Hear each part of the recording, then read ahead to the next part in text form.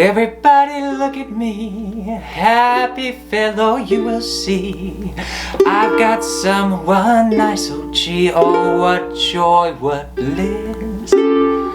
Just the treasure that I need, pure as gold, guaranteed. Is she pretty? Yes indeed. Let me tell you this, life found new baby, found new gal. My fast play baby's got me a world. She's got a new kind of loving, done never slave. A sweet loving is all that I crave. Sweet miss with a kiss from the bliss, can't resist somehow. Tell me lies, but she wise, not the eyes, memorize how far and how. I don't mean maybe, shot to fall. I found no baby, that's all.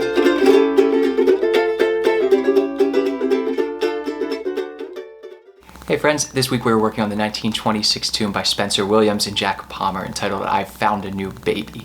These two did quite a bit of songwriting together, and they even had a hit in 1924 called Everybody Loves My Baby. If you happen to be familiar with that tune, you'll note that this is a very, very similar chord progression, even the intro verse that I've used here. And the reason for this, it was common amongst songwriters if they had a hit with a certain type of tune back then to reiterate those main themes again and see if they could get another hit from these. You know, the songwriters were really living on publishing royalties and all of that, so having a hit was very important. If you had a formula that worked, then you'd roll with it. Much like we do today in pop music. There's not too much difference. So for the intro to this tune, I'm not going to break down the entire technique. I'll have another video on that soon, but I used what's called a classical tremolo technique in the very beginning of this, which means that my thumb is alternating on the lower strings while my upper string is played by my 3 fingers here. So we have this moving melody in the bass, just a D minor to A7th. Then we go to A7th, sharp 5. Now you'll note in these minor tunes, we did this again in St. James Infirmary, that it's much more common to have a sharp 5th or an augmented 5th on our dominant chord, our 5 chord, than in major keys.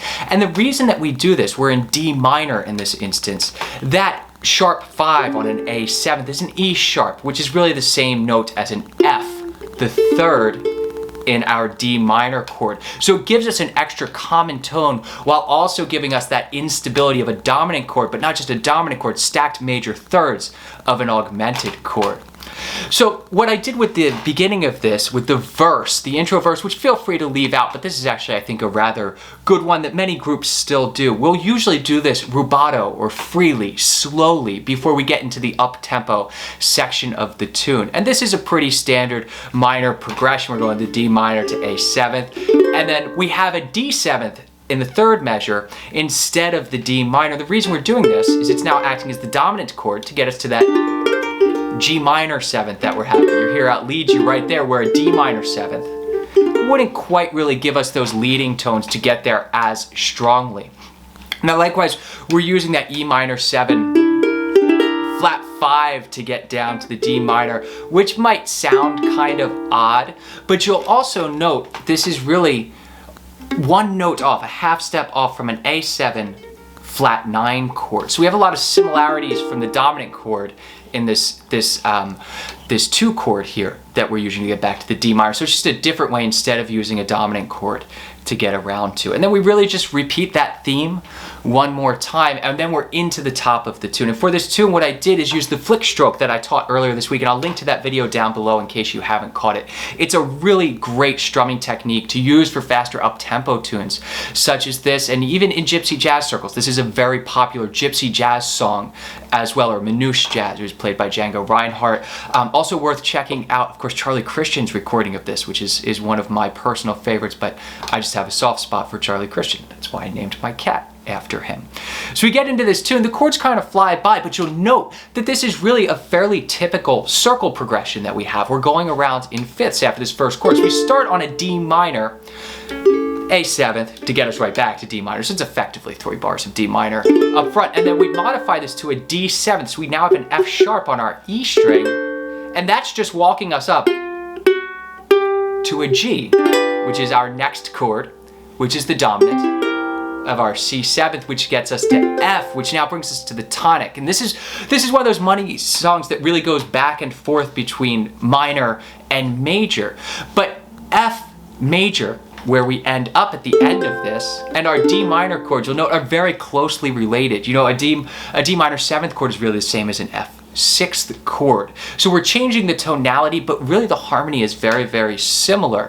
So our ear is always listening to get back to that F major chord, even though we're starting on the D minor chord. And that's a great little compositional technique that you can use to start in the relative minor and then circle right on back to the major key, our F. So you can hear all these leading tones that get us right to the F, just like we would do in something like 5'2" or Please Don't Talk About Me When I'm Gone, when we just do this little circle progression.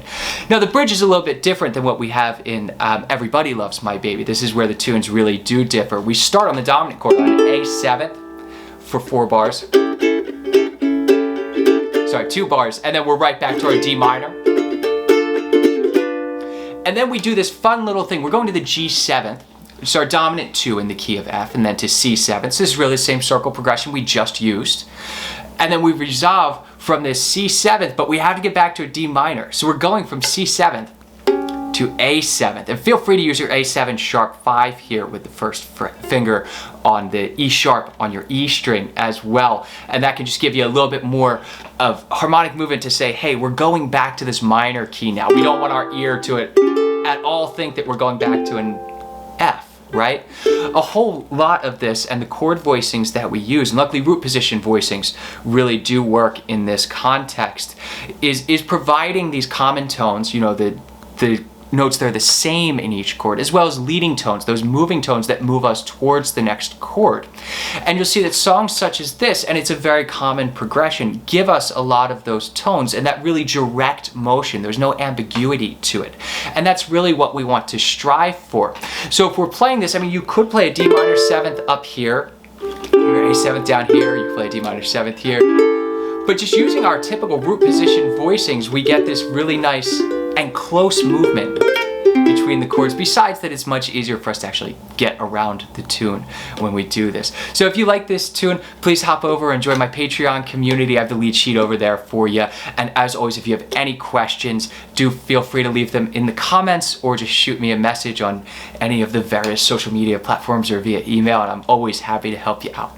I'll see y'all next week.